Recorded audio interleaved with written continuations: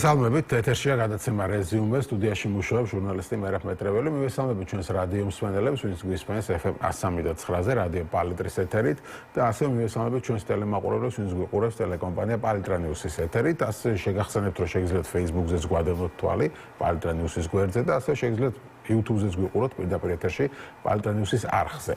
ევროპარლამენტმა საქართველოსთან დაკავშირებით მიიღო რეზოლუცია. ამ რეზოლუციის თანახმად ევროპარლამენტი კაცრად გმობს ელენე ხოშტარიასა და ყველა სხვა პირის პოლიტიკურად მოტივირებულ დაკავებას, რომლებიც სამიზნეები გახდნენ სიტყვისა და შეკრების თავისუფლების ამ მშვიდობიანი პროტესტის გამოხატვის გამო, ასევე გმობს ქართული ოცნების რეჟიმის მიერ პოლიტიკური ოპონენტების, ჟურნალისტებისა და აქტივისტების სისტემატურ სისხლის სამართლებრივ დევნას.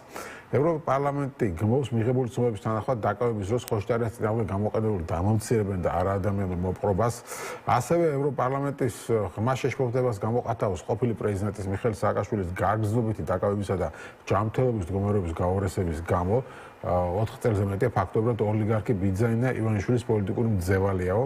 ევროპარლამენტი დაკავებული პირების მიმართ არასათანადო მოპყრობისა და ეროვნული კანონმდებლობის ბოროტად გამოყენების ბრალდებების დამოუკიდებელ და გამჭვირვალე გამოძიებას მოითხოვს.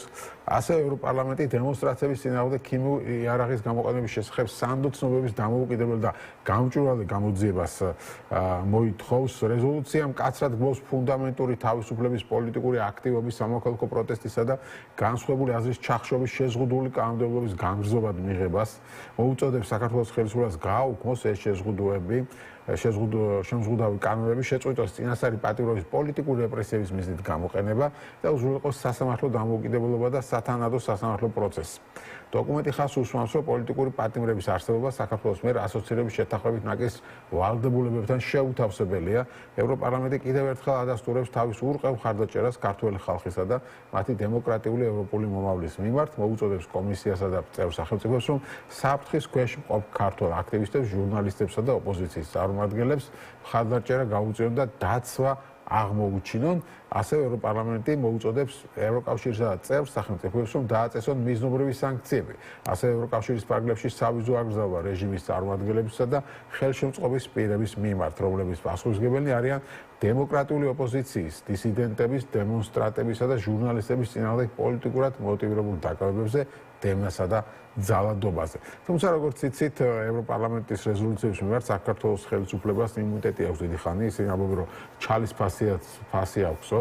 იცით, რომ დებატები უძღვოდა ამ რეზოლუციას წინ, შალვა პაპუაშვილმა თქვა, რაც ევროპარლამენტში მოვისმინეთ, საბჭოთა დეპუტატთა ყრილობის გამეორება იყო, ევროკავშირი ხდება საბჭოთა შინაარსში. ჩვენ ვართ ევროკავშირის დამცველები და ევროპარლამენტარები, ევროკომისრები, მისი მტრები არიანო, ამბობს შალვა პაპუაშვილი.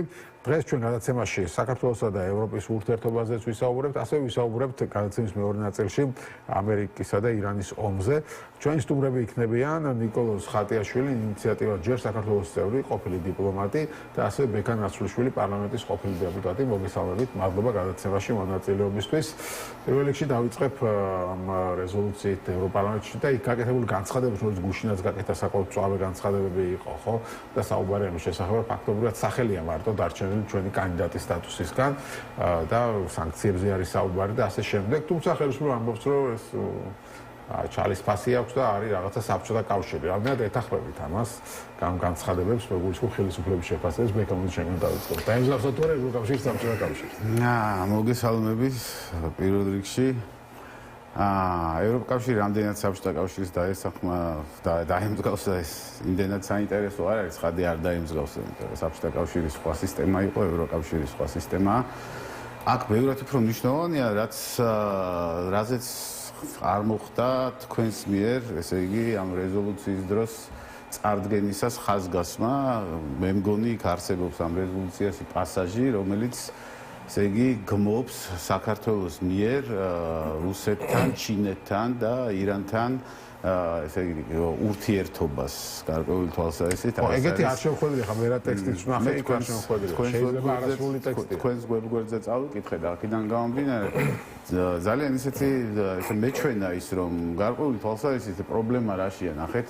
ახლა ირანთან და რუსეთთან რა ურთიერთობა აქვს, ამას ცხადია რომ ეს ურთიერთობები არის ძალიან სუსტი და გამომდინარე იქიდან რუსეთთან ვერანაირი ურთიერთობა ვერ გვექნება იმიტომ რომ ოკუპირებული აქვს ჩვენი ქვეყნის ტერიტორიები, რაც შეეხება ირანს, ხედავთ რომ იქ რაღაცა ძალიან მცირე სავაჭრო ურთიერთობებია, მაგრამ ჩინეთთან გვაქვს ჩვენ ძალიან ესეთი აქტიური ურთიერთობა, რომელიც ჩემი აზრით უნდა გაღრმავდეს და ამას პირიქით ხელი უნდა შეეწყოს და გარკვეული თვალსაზრისით აი ეს დამოკიდებულება ევროკავშირის რომ ესე იგი ევროკავშირის რა ევროპარლამენტარების ამ შემთხვევაში, იმიტომ რომ ცხადია უნდა გავმიჯნოთ თქვათ გადაწყვეტილების მიღების მექანიზმები ევროკავშირში როგორ არის, ეს არის ევროსაბჭო, არის შესაბამისად ესე იგი ევროპის საბჭო, არის შესაბამისად შემდეგ ევროკომისია და არის ადგილი წავიკითხო ღრმა შეშფოთებას გამოხატავს საქართველოში რუსეთის, ჩინეთისა და ირანის პოლიტიკური, ეკონომიკური და უსაფრთხოების მზარდი გავლენის გამო, რაც დიდი რაოდენობით კვლევებში დასტურდება. ასევე შეშფოთებას გამოხატავს გავხსნი კვლევების ავტორების წინააღმდეგ გამოძიების დაწყების გამო, კერძოდ ხაცონის ინსტიტუტის კვლევის ავტორის გიორგი კანდელაკის, ნინათი ხიდაშელის წინააღმდეგ და ასე შემდეგ. გასაგებია, მაგრამ პოლიტიკური შინაარსი ამ შემთხვევაში აქ სწორედ იმ წინადადებას, როდესაც ევროკავშირი შენ არჩევანის წინაშე გაყენებს, რომ მაგალითად ჩინეთთან არანაირი ურთიერთობა არ უნდა გქონდეს. ან ჩინეთთან არ უნდა იყოს მზარდი ურთიერთობა, რაც არის არასწორი გამომდინარე იქიდან რომ ჩინეთთან ჩვენი ურთიერთობა არის სასიცოცხლო მნიშვნელოვანი უბრალოდ ჩვენი ქვეყნის განვითარებისთვის და სტაბილურობისთვის და ამას უსაჭიროა შემდგომში უფრო კიდე გავშლი ამ საკითხს, ხო? ეს არჩევანის წინაშე დაყენება რომ შენ ან ჩვენთან გექნება ურთიერთობა ან შესაბამისად ესე იგი აღარ გექნება ჩვენთან ურთიერთობა თუ მაგალითად ჩინეთთან გააგრძელებ თქვა ესე იგი სავაჭრო ან პოლიტიკურ ურთიერთობებს ეს არასწორია გამომდინარე იქიდან რომ ხა ჩვენ იცით რა არის ჩვენ ვაზროვნებთ იმ კატეგორიებში რომელიც ჩამოყალიბდა საბჭოთა კავშირის დანგრევის შემდგომ ხო ეს არის პოსტსაბჭოთა წესრიგი რომელიც ჩამოყალიბდა სწორედ 90-იანი წლების შემდეგ და რომელიც წესრიგიც უკვე თითქმის აღარ არსებობს მე რა აღარ არსებობს თუ ჩვენ ამაზე არ ვთანხმდებით რომ ის წესრიგი აღარ არსებობს და აღარ არსებობს მაგალითად ამერიკა როგორც ჰეგემონი რომელიც ის აწესებდა აბსოლუტურად ესეთი წესებს და შესაბამისად დროს შეიძლება ეგეთ ისე დაბრუნდეს წესებს ხო და შემდეგ ახდენდა ამ წესების მის შეხედულებისამებრ ინტერპრეტაციას და შემდგომში უკვე განხორციელებას, ხო? თუ ამას ჩვენ თვალს არ გაუსწორებთ შესაბამისად, ესე იგი ჩვენ ძალიან ისეთ ვითარებაში, მიამიტურ ვითარებაში აღმოჩნდებით, როდესაც გარკვეული თვალსაზრისით შევიზღუდავთ განვითარების შესაძლებლობებს ჩვენვე. აქედან გამომდინარე, რატო ვამბობ ამას, ნახეთ ნებისმიერი რეზოლუცია მე თვითონ ევროპასთან ინტეგრაციის კომიტეტის თავმჯდომარის მოადგილე ვიყავი და ძალიან ხშირად მიწევდა ამ შეხვედრებში მონაწილეობა და მოლაპარაკებებშიც მონაწილეობა და აი ეს რეზოლუციები გარკვეული თვალსაზრისით ეხლაც და მაშინაც ატარებდა აი ესეთ ცოტა პოლიტიკურ შეფერილობას ხო მე ამ შემთხვევაში ამ რეზოლუციაზე არ ვამბობ იმიტომ რომ ამ რეზოლუციაში რიგ შემთხვევაში რაღაცა სიმართლე წერია მაგალითად იმიტომ რომ კანონმდებლობა რომელიც საქართველოში არსებობს მაგალითად შეკრებისა და მანიფესტაციის კანონმდებლობა როგორც ესე იგი გამკაცრდა ეს რა თქმა უნდა არასწორია და ეს აუცილებლად საჭიროა მომავალში თუ ეხლა არა მომავალში გადახედოს ამაზე არ არის ლაპარაკი ლაპარაკია შემდეგზე როდესაც იქ ქონდა ურთიერთობა ხო ვინ არის ხოლმე საქართველოს მეგობრობის ჯგუფში განსაკუთრებით, ხო? ესენი არიან დეპუტატები აღმოსავლეთ ევროპიდან, ძირითადად და არიან დეპუტატები ბალტიის ქვეყნებიდან, ხო? ესენი არიან ადამიანები, რომლებიც რა თქმა უნდა ისტორიულად და სამართლიანად არიან რუსეთის მიმართ ძალიან ესე რა ქვია, მოდი ესე რუსოფობიულად განწყობილი. და აქედან გამომდინარე ზუსტად ამ უკრაინის ომმა, რუსეთსა და უკრაინას შორის ომმა განაპირობა ის, რომ ეს სენტიმენტები რუსეთის მიმართ არის გამკაცრებული და შესაბამისად ნებისმიერი გარკვეული თვალსაზრისით ხელისუფლება რომელიც რუსეთს ემიჯნება თუ არ არის აგრეთვე ეს რუსოფობიულად განწყობილი მე ახლა რუსეთის წინააღმდეგ და ფობიურად თუ გინდა ამას გავმიჯნავთ ერთმანეთისგან და გეტყვით რაშია ფობიზმი და რაშია ამ შემთხვევაში წინააღმდეგობა ხო თუ არ არის რუსოფობიულად განწყობილი მათი დამოკიდებულება რაც არ უნდა კარგი იყოს თქვა სხვა რეფორმები გინდა სასამართლო გინდა ეკონომიკური და ასე შემდეგ იყოს ეს რეფორმები კარგი და თუ მაინც გაგვანძღავენ მე ვიყვით რომ ცხადია მე გამოსვამდი პოლიტიკურ კონტექსტი როგორია გესმის იმიტომ რომ პირდაპირ მოლაპარაკებებში თუ არ იყავი მაგალითად პირდაპირ გეტყვი რა თუ არ იყავი მაგალითად ნაციონალური მოძრაობის მომხრე ბევრად უფრო ნაკლები ქონდა მხარდაჭერა აღმოსავლეთ ევროპელი და ბალტიისპირელი ესე იგი დეპუტატებისგან დღეს დავით მათიკაშვილმა დაახლოებით იგივე თქვა, არაპროფესიონალი უვიცი ადამიანები საუბრობენ რა ხდება საქართველოში, სხვა რა შეიძლება მოისმინოს საზოგადოებამ, ქალბატონი რასასგან, რომელიც სიგიჟემდე შეყვარებულია სააკაშვილზე და კომუნისტ ეძახიან და ასე შემდეგ. მე ევროკავშირის რეზოლუციას ჩამოვაშორებდი აი ამ კონტექსტს, რომ მიხეილ სააკაშვილი თურმე რაღაცა უსამართლოდ არის კიდევ საფრობილეში, ჩამოვაშორებდი ჩინეთის საკითხს და შესაბამისად საერთოდ გამოვტოვებდი ამ ყველაფერს და დავტოვებდი იმას, რაც იმ შემთხვევაში იყო. იმიტომ რომ იქ შეიძლება რაღაცა სიმართლის მართვალი ამოიტკითხო. მაგრამ როდესაც შენ აი კომბინაციას აკეთებ ამ რამოდენიმე საკითხის ერთ რეზოლუციაში, ხო? ეს რეზოლუცია უკვე გულწრფელი ხასიათს კარგავს გარკვეულ. მოდი ნიკოლოსას მოусმინოთ, ინიციატივა ჯერ საქართველოს, ევროპული დიპლომატი ნიკოლოსა, რამდენად ეთანხმებით ბექას, რომ რაღაცებს ამლაშებს ეს რეზოლუცია და მაგალითად ან ევროკავშირის ზოგადად ასე გვიდგება, რომ ან ჩვენთან იქნებით და ჩინეთთან და ევროპარლამენტის წევრებზე მაქვს ამ შემთხვევაში საუბარი. ან ჩვენ ან ჩინეთი და ასე შემდეგ. დიდი მადლობა პირველ რიგში მივესალმებით თქვენს მაყურებელს. იცით რა არის ესე დაყენება ხო, ანუ ირანი, ჩინეთი, რუსეთი ან ევროკავშირი ცოტა მე სხვანაირად ვხედავ ამას, იმიტომ რომ რა თქმა უნდა ჩინეთთანაც ჩვენ უნდა გავარმოოთ ურთიერთობები, მაგრამ და ზოგადად ჩვენ და ჩვენი გუნდი მივესალმებით მრავალმხრივი ურთიერთობების მაქსიმალურად განვითარებას, მაგრამ ეს ურთიერთობების განვითარება სხვა აქტორებთან, იგივე ჩინეთი იქნება თუ სხვა ქვეყანა იქნება, არ უნდა მოხდეს ჩვენი ძირითადი საგარეო პოლიტიკური მდგენელის და ღერძის ხარჯი. ანუ ამ ურთიერთობამ მარტივად ვთქვათ, არ უნდა ჩაანაცვლონ ჩვენი პროდასავლური ინტეგრაციის პროცესი და შესაბამისად ამ რეზოლუციაში ალბათ უფრო აქეთკენ არის საუბარი, ვიდრე სხვა დილემის წინაშე დაყენება ქვეყნის.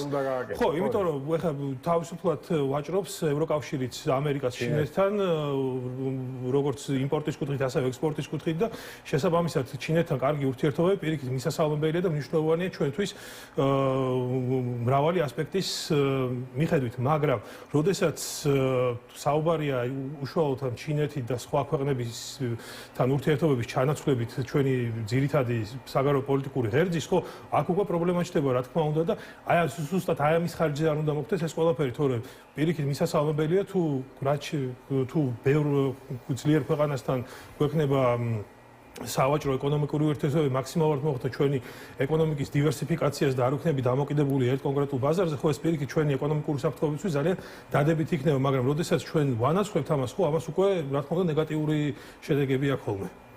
შეიძლება დამატება გინდა? ხო, არა, დამატება არ მინდა, რადგან დებატების ფორმატია. არა, დებატები რა შეიძლება რაღაც ერთნაირი აზრით გქონდეს. შეიძლება გქონია თურმე არ ვიცოდი, მაგრამ ჩავერთვები პრინციპში. აქ არის საინტერესო რა, ნახეთ, მე ვარ იმ ორ დეპუტატთაგანი, რომელმაც მაგალითად მიუხედავად იმისა, ევროპასთან ინტეგრაციის კომიტეტში ვიყავი, რა პოზიცია მეჭირა, ამას მნიშვნელობა არ აქვს, რომელმაც ხარი არ დაუჭირე კონსტიტუციაში ამ მუხლის ჩაწერას. ხო, 78 ევროინტეგრაციის. დიახ, ევროინტეგრაციისა და ნატოში გაწევრიანების გამომდინარე იქიდან, რომ არ შეიძლება კონსტიტუციაში მსგავსი რაღაცეები ჩაიწეროს, იმიტომ რომ ეს კონსტიტუცია, როგორც მაგალითად ჩვენ გვაქვს ერთ-ერთი მუხლი კონსტიტუციაში, რომელიც ითვალისწინებს იმას, რომ თურმე პარლამენტს არ აქვს უფლება, რომ გადასახადები შეცვალოს, ან პროგრესული გადასახადი შემოიღოს, ან შესაბამისად გადასახადი გაზარდოს, ხო? ისევე არ შეიძლება ესეთი მსგავსი მუხლების ჩაწერა კონსტიტუციაში, იმიტომ რომ ვითარება არის ძალიან სვალებადი. მაშინ მეც ასე ვფიქრობდი, რომ რატომ უნდა შეიზღუდო შენი თავი მანევრირებაში კონსტიტუციით და რატომ უნდა ჩაწეროს, მაგრამ დღეს რო უყურებ, რასაც აკეთებს ახლა ქართული ოცნება, ამ გადასახედიდან ვფიქრობ, კიდე კაი რო წერია იქ. მოდი შევხედოთ, მოდი საგარეო პოლიტიკაზე ვილაპარაკოთ, მაინც მაგ მივდივართ, ხო? ეხლა როგორი ვითარებაა, ნახეთ, კიდევ ერთხელ მინდა ის ვახსენო, რომ სოფლიო წესრიგი იცვლება. გუშინ ქალბატონი ურსულა ფონ დერ ლაიენი გამოვიდა და შესაბამისად თქვა, რომ აი ესეთ სოფლიო წესრიგი შეიცვალა ცვალებად მდგომარეობაში, მაგრამ არავინ არ ვიცით, როგორი იქნება ის მომავალში. ამაზე აბსოლუტურად ყველა თანხმდება, შემდეგ გამოვიდნენ, თქვათ, მემარცხენე სოციალისტი დეპუტატები, რომელმაც გააკრიტიკეს, რომ კი, ჩვენ უნდა დავრჩეთ, ესე იგი, ჩვენ უნდა დავრჩეთ საერთაშორისო არსებული საერთაშორისო წესრიგის ერთგული. ეხლა ჩვენ რაში გვაწყობს საერთაშორისო წესრიგის ერთგულება? ყველა პატარა ქვეყანას აბსოლუტურად აწყობს, რომ საერთაშორისო წესრიგი იყოს ძლიერი და იყოს გარანტირებული გამომდინარე იქიდან, რომ მისი გადარჩენის შანსი აქ არის ძალიან დიდი, ხო?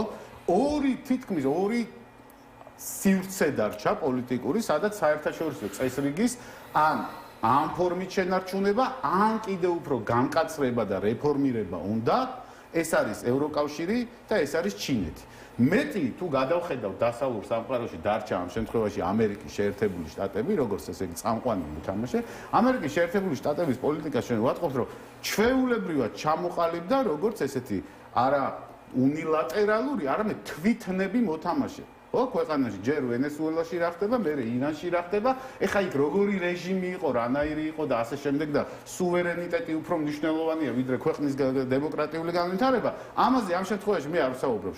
საუბრობ იმაზე, რომ ესე იგი ერთპიროვნულად ქვეყანა ყოველგვარი გაეროს რეზოლუციის გარეშე იღებს გადაწყვეტილებას, რომ შეიჭრას მეორე ქვეყანაში, ან შეცვალოს რეჟიმი, ან რაღაცა მსგავსი მოახდინოს, რომ შესაბამისად მისი გავლენა გაიზარდოს, ხო? ეს არის პირდაპირი უგულველყოფა შესაბამისად საერთაშორისო ნორმების. ხა ჩვენი საგარეო პოლიტიკა რა უნდა იყოს და რაც არის რასაც მე უყურებ. ხა რიტორიკის დონეზე როგორ არის და ასე შემდეგ ეს ზალადობის სპირალი, რომელიც შეიქმნა ევროკავშირსა და საქართველოს ხელისუფლებას შორის, ეს ყველაფერი გადალახვადია მომავალში რაციონალური და პრაგმატული მსჯელობის საფუძველზე, თუმცა ეს სივრცე რა თქმა უნდა შეიქმნას, იმიტომ რომ ჩვენ გვაწყობს შესაბამისად ჩინეთსა და ევროკავშირს შორის ვიყოთ დამაკავშირებელი, რადგან ყველაფერს რო თავი დაანებოთ, ეს ორი ცივილიზაცია არის ამ შემთხვევაში. ევროკავშირის წევრი უნდა გავხდეთ თუ არ უნდა გავხდეთ? ევროკავშირის წევრი თუ გავხდეთ, მაგასაც გავიგე. რა თქმა უნდა, მაგრამ ევროკავშირის წევრები თუ გავხდებით, თუ შუაში უნდა ვიყოთ. არა, კაცო, ევროკავშირის წევრები თუ გავხდებით, მაგაზე კარგი არაფერი არ არის და ამ გონია ეხლა ჩვენთან სტუდიაში ვინც მოდის და ასე შემდეგ, იმაზე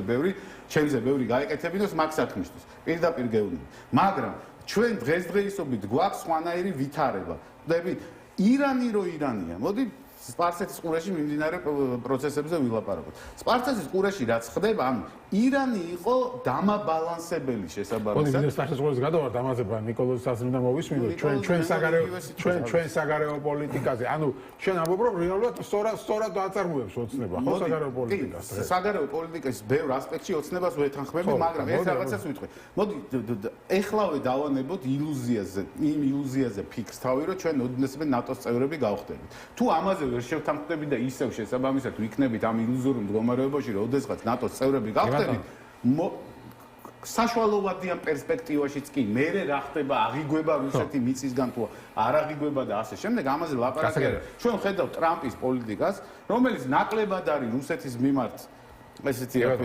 განწყობილი, რომ გარკვეული თვალსაზრისით რუსეთი სრულიად დასუსტეს, გამომდინარე იქიდან ის აღიქვამს ჩინეთს მის უპირველეს მოწინააღმდეგეს. მარტო შევარი ლაპარაკობ, ჩვენ ნატოში არც ამერიკის შეერთებული შტატები დაგვიჭერს ამ შემთხვევაში მხარს, რომ ნატოში გავწევრიანდეთ და იქ კონსენსუსით მიიღება გადაწყვეტილება, ეს აქამდე გვიჭერდა ყოველ შემთხვევაში. რამდენად ამ ვითარებაში, როგორც ბეკას ასეთ ნათქვამს რეზუმე გავაკეთოთ, ამ ვითარებაში, როცა ეს სოფლიო იცვლება და ეს დრამატული ამბები ხდება და სოფლიო წესრიგი იღება, ძალიან სწორს აკეთებს ქართული ოცნება, ასე ვთქვათ. ხო, სანამ საგარეო პოლიტიკურ საკითხზე გადავუბრალთ, კონსტიტუციასთან დაკავშირებით მინდა პატარა კომენტარი გავაკეთო. პირველ რიგში კონსტიტუციაში ეს ასახული არის, ეს ორი ჩანაწერი ასახულია ჩვენი ხალხის უმრავლესობის ნება. ნატოსთან დაკავშირებით თუ არ ვცდები, ეს იყო 2007 წელი, მე მგონი, როდესაც პლებისციტი ჩატარდა საქართველოში არჩევნების პარალელურად და საქართველოს მოსახლეობის უმრავლესობამ აირჩია ნატოში ინტეგრაციის კურსი. ასევე ევროკავშირის კონტექსტში თუ ნახავთ ჩვენ ბოლო წლების განმავლობაში გაკეთებულ კვლევებს, დავინახავთ, რომ დაახლოებით 80%-ზე მეტი ქართველი მოსახლეობის მხარს უჭერს საქართველოს ევროკავშირში ინტეგრაციას. რაც შეეხება უსაფრთხოებას ამ კონტექსტში, რა თქმა უნდა, კიდევ ერთხელ გავიმეორებ, რომ მრავალმხრივი ურთიერთობების გაღრმავება არის ძალიან მნიშვნელოვანი, მაგრამ საერთაშორისო ურთიერთობების მეცნიერების პრიზმიდან რომ შევხედოთ საქართველოს გეოპოლიტიკურ მდგომარეობას, ხო, ანუ მარტივი არის აქ სიტუაცია, როდესაც შენ ხარ პატარა სახელმწიფო, შენ ყველა ცდილობს განსაკუთრებით ისეთი მეზობელი, როგორც არის რუსეთი, შენს გადაყლაპვას და შესაძლოა შენი, ასე ვთქვათ, არსებობაც კი კითხვის ნიშნის ქვეშ დადგეს, როდესაც შენ ვთქვათ, ამდენი მტერი ყავს, ასეთი მტერი ყავს ირგვლივ და ასე შემდეგ. შესაბამისად, ყველაზე ოპტიმალური გამოსავალი ამ სიტუაციიდან და უსაფრთხოების გარანტიების მიღება შესაძლებელია მხოლოდ და მხოლოდ ალიანსებით და ძლიერი მოკავშირეების დახმარებით. რა თქმა უნდა, ნატოში ინტეგრაცია შესაძლოა გარკვეულწილად დაკავშირებული იყოს ბევრ გამოწვევასთან, ხანგრძლივი პროცესი იყოს, მაგრამ ეს არ გამორიცხავს იმას, რომ მოკლევადიან პერსპექტივაში ჩვენ ვიმუშაოთ იგივე ნატოს წევრ ქვეყნებთან და ევროკავშირის წევრ ქვეყნებთან იმისთვის, რომ მივიღოთ გარკვეული უსაფრთხოების გარანტიები ან ახალი ალიანსები შევქმნათ იმისთვის, რომ სანამ ჩვენ ნატოში გავწევრიანდებით, მანამდე მაგ პერიოდში ჩვენ გაგვაჩნდეს რაღაც სპეციალური უსაფრთხოების გარანტიები, რომლებიც დაგვიცავს არსებული საფრთხეების მიმართ. ასევე ვიცით თქვენმა ჯგუფმა ჯერ საქართველოს რაღაც უსაფრთხოების კონცეფციას გამოაქვეყნა. კი, ჩვენმა ჯგუფმა ოღონდ ეს არის უფრო შიდა უსაფრთხოებაზე ორიენტირებული და მაგაზეც ორ სიტყვას ვიტყვი. შესაბამისად, ასევე ევროკავშირი, ახლა მიუხედავად იმისა, რომ ევროკავშირი არ არის სამხედრო ბლოკი, ევროკავშირში წევრობა ნიშნავს უკვე შენთვის უსაფრთხოების გარანტიებს. და ამის მარტივი მაგალითი შემიძლია ისტორიული მოვიყვანო. თქვენ გინახავთ ერთი ქვეყანა მაინც ევროკავშირის წევრი, სადაც ომი ან რაღაც მსგავსი ყოფილიყოს. ხო, ანუ როდესაც ქვეყანა წევრიანდებოდა ევროპის კავშირში, ხო, ის უკვე ავტომატურად დაცული იყო და შესაბამისად მის ტერიტორიაზე არც ერთი კონფლიქტი ან ომი არ ყოფილა. და აქედან გამომდინარე, ხო, ანუ ჩვენი მიზანიც ევროკავშირში არ არის მხოლოდ ეკონომიკური სარგებელი, კარგი სოციალური პირობებით განათლება და ასე შემდეგ, ჩვენი მიზანი ერთ-ერთი არის ევროკავშირის წევრობაც. რაც შეეხება ჩვენი გუნდის მიერ შემუშავებულ უსაფრთხოების კონცეფციას, ეს არის ასე ვთქვათ უსაფრთხოების ჩარჩო, ჩვენი ხედვა იმასთან დაკავშირებით თუ როგორ ხედავთ ჩვენ ისეთი უსაფრთხოების ქმედითი ეკოსისტემის შექმნას, რომელიც უზრუნველყოფს ქვეყნის დაცულობას. ხო, ანუ ძალიან ტექნიკურ საკითხებში არ მინდა შესვლა, მაგრამ პრინციპების დონეზე ვიტყვი, რომ აქ პირველ რიგში საჭირო არის სპეციალური მაკოორდინირებელი ორგანო შექმნა, როგორც არის სიტყვაზე უშიშროების საბჭო, ასევე ჩვენ საუბარია იმაზე, რომ უნდა პერმანენტულად ხდებოდეს კონცეპტუალური დოკუმენტების განახლება, როგორც არის თქვათ ეროვნული უსაფრთხოების კონცეფცია, რომელიც 11 წლიდან განახლებულა და რა თქმა უნდა დეპოლიტიზაცია და რაც მთავარი პრინციპი არის ჩვენი ხედვის არის ის, რომ ჩვენი უსაფრთხოების პოლიტიკა უნდა შემუშავდეს ეროვნული კონსენსუსის საფუძველზე, ანუ მაქსიმალურად ყველა აქტორი უნდა იყოს ამაში ჩართული და ეროვნული თანხმობით უნდა მოხდეს ჩვენი სისტემის ჩამოყალიბება და არა რაღაც ელიტების მიერ ჩამოყალიბდეს ეს სისტემა. ამ ნატოსთან დაკავშირებით, როდესაც ჩატარდა პლებისციტი იგივე ევროკავშირთან დაკავშირებით, პრინციპში თანხმობა არსებობდა, ხო? სანამ ქართულოცება არ დააყენა რაღაცები ეჭვს. თუ არა, მომისმინეთ ეს წამი რა, ეგ ვიღაცა ჯგუფი ხო არ იღებს ეგრე გადაწყვეტილებას ნატოსთან აღარ გვინდა ურთიერთობა და ასე შემდეგ. ეგ არის წესრიგის ცვლილება, ანუ რუსეთ უკრაინის ომმა აბსოლუტურად ყველაფერი შეცვალა.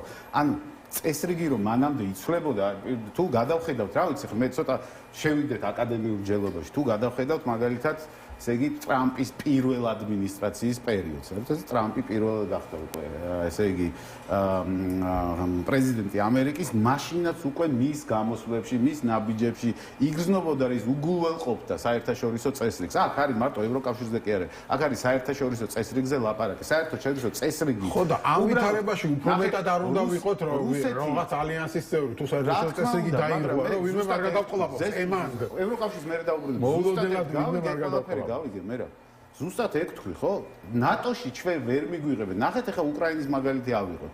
უკრაინას თავაზობენ თქვენ კი ახსენეთ, რომ პრეცედენტი არ არსებობს. რა თქმა უნდა, ევროკავშირის ქვეყნის წევრი ქვეყნები, როდესაც ვინც არის ევროკავშირის წევრი ქვეყანა, მას თავს არავინ არ დასწყვია აბსოლუტურად. გეთანხმებით, იმიტომ რომ ისინი არიან ნატოს წევრები. და ნატო არის ყველა არ არის ნატოს წევრი. ყველა არ არის ნატოს წევრი. ახლა ფინეთი გახდა, ხო?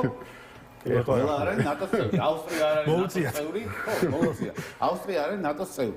მაგრამ ნახეთ ახლა უკრაინასთან როგორ მიდის საუბარი, უკრაინას ეუბნებიან, რომ კი, შეიძლება შენ ნატოს წევრი ვერ გახდე, გამომდინარე ამ ვითარებისა, მაგრამ შენ შეიძლება გახდე ევროკავშირის წევრი. ხო? ჩვენ შეიძლება ამ გზით ვიაროთ მეთქი, მაგას არა უცებამ გააფუჭა ეს ურთიერთობები და შემოგვრო კარგად იქცევა. არა, სხვა რამეს ვამბობ, კარგად იქცევაზე აქ არ არის. ნახე, აქ არის ლაპარაკი რაზე. შენი გეოგრაფიული მდგომარეობიდან გამომდინარე. კიდევ ერთხელ ვამბობ, ჩვენ გეოგრაფიას უზრუნველყოფ და რაღაც ესტაკოლოგიურად უყურებთ, ესე იგი რაღაც მოვლენებს, ხო, რომ აი ჩვენ ოდესღაც ესე იგი პლებისციტი ჩავატარეთ და ვიღაცას ნატოში გაწევრიანება უნდა და ხალხს, თურმე და ეს არის ჩვენი რელიგიური მიზანი. ესე არ არის. გამომდინარე იქიდან რომ კი ჩვენ გვინდა, მაგრამ როდესაც ვერ წევრიანდებით, შესაბამისად უნდა ვეძებოთ სხვა ალიანსები. ხო, ამაზე შევთანხმდით. რატო შემოდის თქვათ, რატო არის საჭირო და მნიშვნელოვანი ჩინეთის ამ ქვეყანაში შემოყვანა მაქსიმალურად, იმიტომ რომ მე დღეს გულწრფელად რო გითხრათ, რუსეთის დამაბალანსებლად მაგალითად ნატოს ქვეყნებს ვეღარ აღვიქვა. ანუ ამერიკის შეერთებულ შტატებს, რომელიც არის წამყვანი ძალა და ეხლა აღმოჩნდა, რომ ესე იგი ამერიკის შეერთებული შტატების გარეშე ევროპის სამხედრო ესე იგი მანქანა არის იმპოტენტი მარტივად რო ვთქვა, ხო? მე ვერ ხედავ რომ შესაბამისად რუსეთის ან სურვილი კონდეს ამ რეგიონში რუსეთი დააბალანსოს ამერიკის შეერთებული შტატებში. და ჩინეთს აქვს სურვილი, როგორ კონდეს. რუსეთი დააბალანსოს. რა თქმა უნდა, თუ ჩინეთის, მე კიდევ ერთხელ მაგას ხას უსვამ, იმ რაღაცა illuziებს კი არ მიყვება ვიღაცები რომ ამბობენ და აი ჩინეთთან კარგი ურთიერთობა თუ გვექნება და აფხაზეთი სამხრეთ ოსეთი დაბრუნდებაო. და ეგ არის რაღაცა გადაჭარბებული, რაღაც ილუზორული აზროვნება. მე სხვა რამეს ვამბობ, თუ ჩინეთი აქ შემოვა ცოტა ისე ძლიერად, მაგალითად იგივე ანაკლიის პორტის ფარგლებში, როდესაც რატო არ შემოვიდა? ხო, თავად ჩინურ კომპანიას მისცეს და გაჩერდა ეს პროექტი. არ ვიცი, საქართველოს ხელისუფლების გადასაწყვეტია, მისცეს და გაჩერდა, მე არ მგონია რომ ჩინეთის ჩინურმა კომპანიამ მე არ მგონია მეთქი რომ ჩინეთის ფარის გადაწყვეტილების საფუძველზე გაჩერებული იყო ეს ყველაფერი. არამედ თუ ჩინეთი აქ შემოვიდა, ერთ-ერთი დამაბალანსებელი და მთავარი დამაბალანსებელი რუსეთის ამ შემთხვევაში იქნება ჩინეთი და გეტყვით რატო? იმიტომ რომ მთელი რუსეთი ამ შემთხვევაში ჩამოკიდებულია ჩინეთზე, ხო? მეტი შესაბამისად საურთიერთობო სივრცე ძლიერი ქვეყანა, რომელიც რუსეთთან ურთიერთობს, აღარ არსებობს. აქედან გამომდინარე, მისი დამოკიდებულება ჩინეთზე არის ძალიან ძლიერი. მოკლედ, ჩინეთი მაინტერესებს ნიკო ამას რა ეთახება, რომ ჩინეთი უფრო დაგვიცავს ვიდრე ევროპა. არა, დაგვიცავს რა. ასე გამოვიდა რუსეთის. შენ დღესდღეობით პოლიტიკურად ვიდრე ევროპა, მაგალითად. ხო, ვიცით როგორ არის ხა ნატოზე საუბრისას არ უნდა დაგვაწევს, რომ ამერიკის შეერთებული შტატები არის ნატოს წევრი და შესაბამისად ნატოს მიერ ჭარბშის დაბალანსება რეგიონის ნიშნავს რომ ამერიკაც შემგვარ დიდგას, ხო, თუმცა ჩვენ უნდა ამერიკის ინტერესების გავითვალისწინოთ, იმიტომ რომ ბოლო თვეების განმავლობაში ჩვენ ვნახეთ აზერბაიჯანის და სომხეთის პრეცედენტები, როდესაც ვენსი იყო ჩასული, მან არაერთ მნიშვნელოვან პროექტზე შეთანხმდნენ და ასე შემდეგ. შესაბამისად, ამ შემთხვევაში ხო ანუ ამერიკას რეალურად აქვს ინტერესი შავ ზღვაზე, ასევე დაახლოებით 2-3 წლის წინ მიმდინარეობდა მუშაობა ამერიკის მიერ შავი ზღვის რეგიონის მიმართ შესაბამისი სტრატეგიული დოკუმენტის შემუშავებაზე და ასევე არაერთხელ გაჟღერდა იგივე კონგრესში, იგივე სახელმწიფო დეპარტამენტში არაერთი მნიშვნელოვანი გზავნილი შავი ზღვის რეგიონთან დაკავშირებით. ანუ რეალურად ამერიკას ძალიან დიდი ინტერესი აქვს შავ ზღვაში და ანუ ისე არ არის რომ აქ არ არის. ხო, უბრალოდ ჯერჯერობით ეს პროცესი მიმდინარეობს, ჯერ ირანის თემა არის და მანამდე ვენესუელის საკითხი იყო და შავი ზღვის რეგიონის დროც მოვა და შესაბამისად დარწმუნებული ვარ რომ ჩინეთში შეასრულოს აქ. იცით როგორ არის? რეალურად საქართველოს არავის გავლენის ქვეშ არ უნდა ექცეოდეს, საქართველოს უნდა იყოს დამოუკიდებელი ქვეყანა და ყველა თქვათ სხვა ქვეყნის ინტერესი უნდა იმ პირობებით გაატაროს, თუ თქვათ მისი ინტერესები იქნება გათვალისწინებული. ანუ ურთიერთსასარგებლო კავშირზე უნდა იყოს საუბარი. თუმცა რეალურად დღეს მე ვფიქრობ, რომ ამერიკაზე ძლიერი აქტორი, ვისაც შეუძლია რუსეთის დაბალანსება, არ მიმაჩნია, რომ ჩინეთს შეუძლია ჩაანაცვლოს, იმიტომ რომ ჩინეთს თავის ინტერესები აქვს, თავისი თქვათ ბირიძალის ელემენტები აქვს და შესაბამისად ჩვენი იდეოლოგიური თვალსაზრისითაც ჩვენ უფრო ახლოს ვარ დასავლეთთან, დასავლური კულტურის ნაწილი ვართ და ჩვენი და ამერიკის ინტერესები ერთმანეთს ემთხვევა. შესაბამისად დღესდღეობით რუსეთის დამბალანსებად მე პირადად ამერიკის შეერთებული შტატები და ასე ეგრეთ წოდებული კოლექტიური დასავლეთი მიმაჩნია. კი ბატონო, ჩვენ გვაქვს რეკლამა და რეკლამის შემდეგ დავბრუნდებით, გავაგრძელებთ ამ საინტერესო დისკუსიას. ჩვენ დავბრუნდით პარლამენტში, ჩვენი გადაცემის სტუმრები არიან შეგახსენებთ უკაცრავად გადაცემაში პარლამენტზე საუბრობთ ევროპარლამენტზე. ჩვენი გადაცემის სტუმრები არიან ნიკოლოზ ხატიაშვილი, ინიციატივა ჯერ საქართველოს წევრი, ყოფილი დიპლომატი და ბექა ნაცვლიშვილი, პარლამენტის ყოფილი დეპუტატი. ვისაუბრეთ პირველ ნაწილში საქართველოს საგარეო პოლიტიკაზე, განსაკუთრებით ევროპასთან დამოკიდებულებაზე და ამასობაში აგერ წამოკვეწია ევროკომისიის სპიკერის განცხადება, რომელიც ამბობს, რომ საქართველოს საგარეო საქმეთა მინისტრმა პირობა დადო, რომ ჩრდილოვანი ფლოტის არც ერთ ტანკერს ამიერიდან ქვეყნის პორტებში გაჩერების უფლება არ მიეცემათ. გავაგრძელებთ დაპირებების შესრულებას და ყურადღებით მონიტორინგს. ანუ საქართველოს ფაქტობრივად დათანხმდა, რომ რუსეთს დაუწესოს სანქციები. ნიშნავს თუ არა ეს ამას? რამდენად ნიშნავს? მე რა მოდი იმ საკითხს დაუბრუნდეთ, რაზეც საუბრობთ, იმიტომ ბევრად უფრო მნიშვნელოვანი ვიდრე ევროკომისარმა ეხა რა თქვა და არა, ეს ის მნიშვნელოვანი, იმიტომ რომ საქართველოს გვეუბნებოდა, რომ ჩვენ თუ რუსეთს რაღაც სანქციებს დაუწესებთ, იქ ორმაგ სანქციებზეა საუბარი, თორე ფინანსური ხო, მაშინ რაღაცა ომში აღმოჩნდებით ამბავი და ეხა აღმოჩნდა, რომ საქართველოს ხელისუფლება პირობას დებს, რომ რუსულ გემებს, ნავთობს დაუწესებს, არ შემოუშვებს პორტებში. ეგ რაღაცეები მით. უნდა გავმიჯნოთ ეგ რაღაცეები. უნდა გავმიჯნოთ ორმაგი სანქციები და ორმაგ სანქციებს არავინ არ ითხოვდა. არა, ითხოვდა. ეხა ითხოვდა, რომ ეგრე მე რა არ არის. არ ითხოვდა, ეგრე არ არის. იქ იყო ლაპარაკი. ახლა მოდევას არ დაუწესებია ორმაგი სანქციები. ხო, რა თქმა უნდა. მაგრამ არაფერი არ გასაგებია, მაგრამ ურთიერთობა ევროკავშირთან მაგის გამო. მაგას ვამბობ, რომ პოლიტიკური შემადგენელი არის ძალიან დიდი თქო რა, როგორც საქართველოს ხელისუფლების მხრიდან, ირაციონალური, არაპრაგმატული, ისე ევროკავშირის მხრიდან. უბრალოდ ჩვენ უფრო მეტი პრაგმატიზმი ესე იგი გვმართებს, გამომდინარე იქიდან, რომ ჩვენ გვინდა ევროპასთან დაახლოება და არა ევროპა იკლავს თავს ამ შემთხვევაში ჩვენთან დაახლოებაზე თავს. ხო? მოდი, მაგრამ დაუბრუნდეთ იმ საკითხს, აი რაზე იყო საუბარი, ხო, რომ აი ამერიკა კულტურული თვალსაზრისით და ასე შემდეგ. ცხადია ამერიკა არა, საუბარი იყო შესახებ, რომ ამერიკის შეერთებულ შტატებს უფრო აქვს ინტერესი ჩვენს რეგიონში. აქვს ინტერესი. ახლა დავაგზავნოთ რუსეთის დამბალანსებელი არის. რუსეთის დამბალანსებელი შეიძლება იყოს ამერიკა. ეხლა გავაგზავნოთ ეგ საკითხი. ეხლა ნახეთ რა ვითარებას ვიღებთ. ამაზე სტატია გამოვაქვეყნე ამასინათ რეზონანსში და ამიტომ თამამად ვილაპარაკეთ ამ საკითხზე, იმიტომ რომ მეტნაკლებად კარგად შევისწავლე ჩემი გადმოსახედით. ნახეთ როგორი ვითარება საქართველოს ყველაზე დიდი ტრაგედია რა არის? მოდი, სანამ ამაზე გადავიდოდე, ის რომ ჩვენ ვერასდროს ვერ შევცელით ერთ-ერთმა ხელისუფლებამ, ან გაგვენვითარებინა მრეწველობა. რატო? იმიტომ რომ თუ განვავითარებთ მრეწველობას და თუ შევქმნით კონკურენტიან პროდუქტს, მაშინ შესაბამისად ჩვენი ევროკავშირში ინტეგრაცია იქნებოდა ბევრად ხელშესახები. ხო, გამომდინარე იქიდან რომ ჩვენ მივაჭრებდით უფრო თანასწორ პირობებზე, არ ვიქნებოდით უბრალოდ ევროკავშირისთვის ბაზარი, არამედ ევროკავშირის გახდებოდა ჩვენთვის ბაზარი. რომ გადახედოთ შესაბამისად ბალანს, დისბალანსი არის ძალიან დიდი. ხო, ჩვენ ვერაფერი ვერ გვაგვაქვს იმათ, ისინი ისედაც ყიდნენ და დღესაც. ეხლა მე რას ვამბობ? ნახეთ როგორი ვითარება და ომზეც გადავიდეთ მე. სომხეთმა და საქართველომ, სომხეთმა ეხლა, მაგრამ საქართველომ დიდი ხნის წინ უკვე ტრასეკას პროექტიდან გამომდინარე აიღო განვითარება იმაზე, რომ ისი რა ჩვენ უნდა გავხდეთ ჩვენი გადარჩენის საფუძველი, როგორც გეოპოლიტიკური, ისე შესაბამისად ეკონომიკური თვალსაზრისით არის ის, რომ ჩვენ გავხდეთ სატრანსპორტო დერეფანი, ხო? აბსოლუტურად მთელი პოლიტიკა, ყველა ხელისუფლების აბსოლუტურად იყო აწყობილი იმაზე, რომ ეს იდეა განხორციელებული იყო. ეს იდეა რას გულისხმობს სინამდვილეში? არა მხოლოდ იმას გულისხმობს, რომ ეს შუა დერეფანი გახდეს რეგიონალური სატრანსპორტო ჰაბი ან დერეფანი, ხო? რეგიონალურს რას გულისხმობს, რომ ცენტრალური აზიიდან წამოვიდნენ ტვირთები, გავიდნენ ევროპაში, ან შესაბამისად, ესე იგი გააგრძელონ გზა, მაგალითად სხვა მიმართულებით, ხო?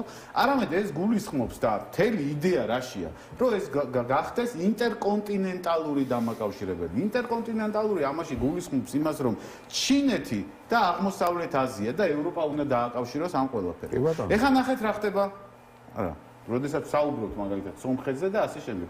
სომხეთმა გააცნობიერა, რომ აი ის მის მიერაც გარკვეული თვალსაზრისით გამოტოვებული ეპოქა, რომელიც გულისხმობდა აგრეთვე სომხეთის ინდუსტრიალიზაციას, მის წარმოებით უნარიანობის გაზრდას. ეხლა რატო უსვამ ამას ხაზს? იმიტომ რომ თუ გადავავლებთ ჩვენ მაგალითად გაეროს UNIDO არის ეს გაეროს ესე იგი ინდუსტრიული განვითარების ორგანიზაცია, თუ გადავავლებთ ჩვენი ესე იგი წარმოებით უნარიანობა როგორც სომხეთის ისე საქართველოს არის ძალიან დაბალი. ანუ ჩვენ ვერ ვაწარმოებთ სხვა ესე იგი მაღალი დამატებითი ღირებულების პროდუქტს. ანუ ჩვენი ინტელექტუალური ესე იგი შემადგენელი იმ პროდუქტში, რასაც ქმნის, არის ძალიან დაბალი, რაც იწვევს შესაბამისად ჩვენს სიღარიბეს. ხო? ესე იგი ერთადერთი გზად, როგორც საქართველოს ხელისუფლებამ, ესე სომხეთის ხელისუფლებამ გადაწყვიტა, რომ მოდი ჩვენ გავხდეთ, რადგან კავკასიაში ვართ, სამხრეთ კავკასიაში გავხდეთ სატრანსპორტო დერეფანის ჰაბი. ეხლა რაც არ უნდა ჩვენ იმაზე ვისაუბროთ, რომ კონკურენტულია თუ არა, მაგალითად TRAPP, რომელიც არის თქვა, რომელიც არის ტრამპის დერეფანი, რომელიც ზანგეზურის კორიდორზე გადის და საქართველოს დერეფანი, რომელიც შავ ზღვაზე გადის, ხო? აქ საუბარი პოლიტიკური ინტერესი. გავიგეთ, მივდივარ იქამდე რა. გადის ნუ პირდაპირ გეტყვით რომ ესენი ერთმანეთის კონკურენტები არიან. თან ნახეთ საინტერესო რა არის. აქეთ ხარეს არის ამერიკის შეერთებული შტატების ინტერესები, რომელიც სომხეთთან და აზერბაიჯანს უკავშირდება ამ შემთხვევაში და აქეთ არის შესაბამისად ჩვენ რატო არა? როცა ჩვენ ვიყავით, რატო გაფუჭდა სტრატეგიული პარტნიორობა? კი, გაფუჭდა, რადგან გაჩნდა ამ შემთხვევაში სომხეთი როგორც სატრანსპორტო დერეფანი, რომელიც გარკვეული თვალსაზრისით, ესე იგი, იქნება ჩინეთის მიერ უპირატესობა მინიჭებული დერეფნის ალტერნატივა, შესაბამისად ამერიკა ჩაერთო იქ. ხო? ანუ ამერიკამ დაძრა გარკვეული თვალსაზრისით ეს იდეა, ხო? აქედან გამომდინარე რეგიონში ჩნდება ორი ალტერნატიული დერეფანი. ერთი, რომელიც იქნება ამერიკის კონტროლის ქვეშ და მეორე, რომელიც აწყობს ამ შემთხვევაში ჩინეთს. ეხლა ნახეთ რა ხდება, თუ ჩვენ შესაბამისად ხო იყო აქ ლაპარაკი, რომ ამერიკელებს უნდა ავაშენებინოთ ანაკლიის პორტი, იმიტომ რომ ანაკლიის პორტი განუყოფელი ნაწილია, ხო? სამხრეთ დერეფნის. თუ ამერიკის შეერთებული შტატები ააშენებენ აქ პორტს ამ ქვეყანაში, ჩინური ტვირთები აღარ გაივლის. და პირდაპირ აღარ გაემის, იმიტომ რომ ეს არის ლოგიკა მთელი ამ გეოპოლიტიკური თამაშის, იმიტომ რომ ჩინეთი აღარ იქნება დაინტერესებული ამდენად მოახდინოს ინვესტირება იმ, ესე იგი, სატრანსპორტო დერეფანში, რომელსაც ამერიკის შეერთებული შტატები აკონტროლებს. აი, ზანგეზურში დერეფანში რა უნდა გაიაროს ამაში? ზანგეზურზე მაგიტო ვამბობ, ესენი არიან ერთმანეთის კონკურენტები მეთქი. მე ვიყავი თბილისის, ესე იგი, აბრეშუმის ფორუმზე, მოусმინე აბსოლუტურად ხელისუფლების წარმომადგენლების ესე იგი განცხადებებს იქ იყო ესე შერბილებული ტონი, რომ ესენი ერთმანეთის კონკურენტები კი არ არიან, შეავსებენ ერთმანეთს, მაგრამ რეალურად კი სატრანსპორტირებას თავის სპეციფიკა აქვს, მაგრამ რეალურად ესენი ერთმანეთის მნიშვნელოვანი რა. თუ ჩვენ შესაბამისად ნახეთ, აქ არის ამბავი, ამერიკას გარკვეული თვალსაზრისით აი ამ სატრანსპორტო დერეფნიდან გამომდინარე რომელიც ალტერნატივად გაჩნდა, იმიტომ რომ კონტროლის მთელი იდეა რა იყო, რომ გარკვეული თვალსაზრისით აი საქართველოს სატრანსპორტო პოტენციალი ყოფილიყო ამერიკის შეერთებული შტატების გავლენის ქვეშ, ხო? ეხლა რადგან გაჩნდა TRAP, ანუ ეს ტრამპის დერეფანი, აქედან გამომდინარე ინტერესი საქართველოს მიმართ გარკვეული თვალსაზრისით არის შემცირებული. მაგრამ ეხლა კიდე დავასრულო რა. თუ ჩვენ შესაბამისად ეხლა თუ ჩვენ არ მოიქცევით ისე რომ ესე იგი ჩინეთს არ მივცევთ იმის შესაძლებლობას, რომ აქ განახორციელოს მისი სატრანსპორტო, ესე იგი, ინფრასტრუქტურის განვითარება, მაშინ ჩინეთსაც დავყარგავ. მისცა ჩვენმა ხელისუფლებამ და გაჩერდა. ანუ ჩინეთმა რაღაცა მიზეზის გამო დაკარგა ეს ინტერესი. გაჩერდაზე არ არის. ჩვენ ხო არ ვიცით საქართველოს ხელისუფლების პოლიტიკა როგორ არის. შეიძლება საქართველოს ხელისუფლება ამ შემთხვევაში ფიქრობს, რომ აი გადავდგა ეს ნაბიჯი თუ არ გადავდგა, ხო? კარგი, ვინმე კომენტარი გააკეთა რომელიმე იმას. არა, ნუ ფაქტია რომ გაჩერებული ხარ. ხო, იმ ნაწილში მე ბეხას დავეთანხმები ინდუსტრიალიზაციის საკითხში, რომ მეტი წარმოება იყო საჭირო ქვეყნისთვის და ასე შემდეგ, რაც ნამდვილად სიმართლეა, იმიტომ რომ შენ თუ გინდა ქვეყნის ეკონომიკურ უსაფრთხოებას მიაღწიო, შენ უნდა გქონდეს ძლიერი ინდუსტრია და ძლიერი საწარმოები. თუმცა არ უნდა დაგვავიწყდეს, რომ როდესაც ფაქტობრივად რუსეთმა საქართველოს ემბარგო დაადო, ევროკავშირმა ძალიან ბევრი პროექტი განახორციელა იმისთვის, რომ საქართველოში წარმოებული პროდუქცია მისულიყო სწორედ ევროკავშირის სტანდარტებამდე. იგივე ღვინის მაგალითი რო ავიღოთ, იგივე სხვა მიმართულებები და დღემდე ეს პროგრამები გრძელდებოდა იმისთვის, რომ ჩვენ მეწარმეებს შეეძლოთ ისეთი ტიპის ასე ვთქვათ პროდუქციის შექმნა, რომელიც დააკმაყოფილებდა ევროკავშირის ბაზრის მოთხოვნებს. შესაბამისად, ევროკავშირმა მნიშვნელოვანი ინვესტირება გააკეთა ჩვენს ინდუსტრიაში და ეს არ უნდა დავკარგოთ ჩვენ, იმიტომ რომ ეს ძალიან მნიშვნელოვანი მიღწევა არის და ძალიან დიდი ინვესტირება განხორციელდა.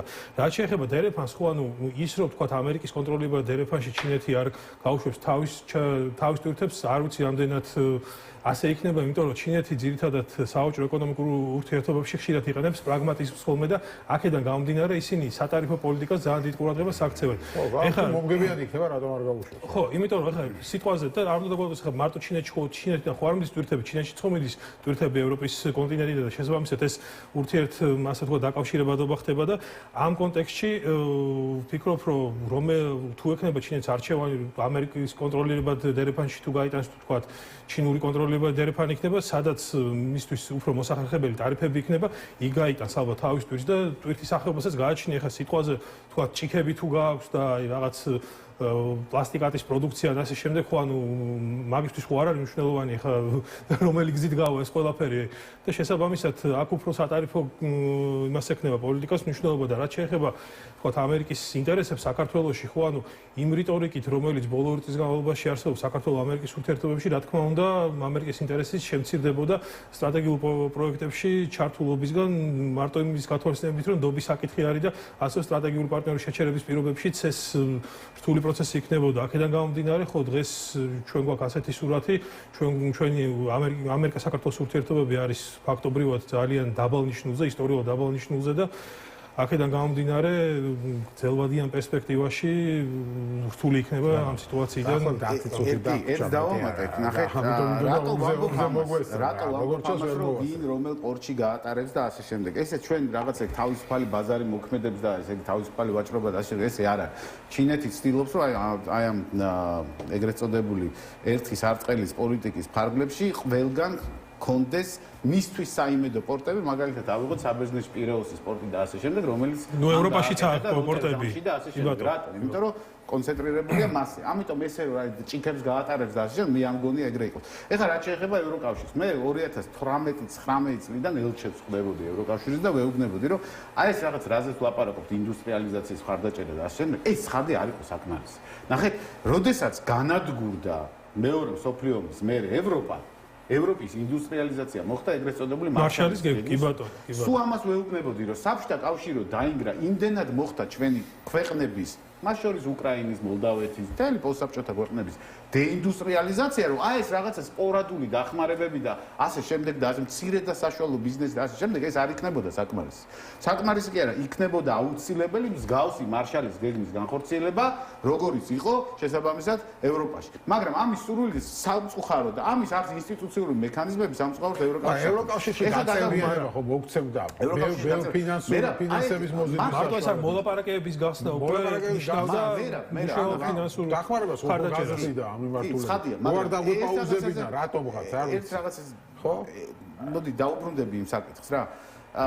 რაც შეეხება შესაბამისად, ანუ აი ამ ურთიერთობას ევროკავშირთან რა. ჩვენთვის აუცილებელია კიდე ერთხელ ვამბობ, ჩვენთვის აუცილებელია ევროკავშირთან რაც უფრო მეტი ინტეგრაცია მოხდება. მე ხელისუფლების აპოლოგეტი კი არა ვარ. მე უყურებ რეალურად ვითარებას და ამას ვლაპარაკობ. რაც უფრო მეტი ინტეგრაცია მოხდება, მით უფრო კარგია, გამომდინარე იქიდან, რომ ჩვენ თუ ავირჩიეთ ოდესღაც და რეალურად ეს ავირჩიეთ, რომ ჩვენ სატრანსპორტო ჰაბი ყოფილიყავით. აღმოსავლეთ აზიასა და ევროპას შორის ეს ფუნქცია თუ ავირჩიეთ და მთელი ეკონომიკური პოლიტიკა მიმართული ამის განხორციელებაზე, ცხადია, ცუდი ურთიერთობით ევროკავშირთან და ესე იგი, თქვათ, მარტო კარგი ურთიერთობები ჩინეთთან ეს არ გამოვა და აბსოლუტურად მაგას ვიზიარებ. ეხლა რაც შეეხება, ხომ გვინდოდა ახლო აღმოსავლეთზე ლაპარაკი? ო, დრო აღარ დავშვა 5 წუთი.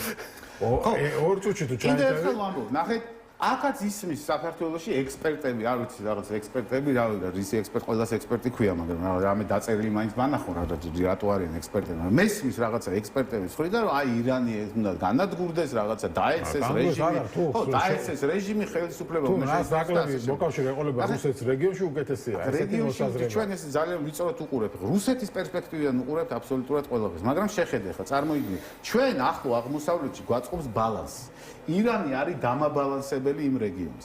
ერთი არის დამაბალანსებელი შიიტსა და სუნის შორის, რაც არის ძალიან მნიშვნელოვანი და რაც ქმნის შესაბამისად ბალანსის და ამ შემთხვევაში სტაბილურობის გარანტს და მეორე შესაბამისად ის არის, მოდი პირდაპირ გეტყვი, ამერიკის დამაბალანსებელი რეგიონში.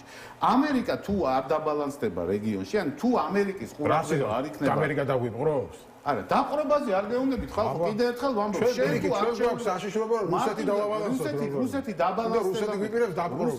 რუსეთი დაბალანსდება ჩინეთის მიერ, კიდე ერთხელ ვამბობ, იმიტომ რომ იქ რუსეთს და ჩინეთს ის რა ურთიერთობები აქვს?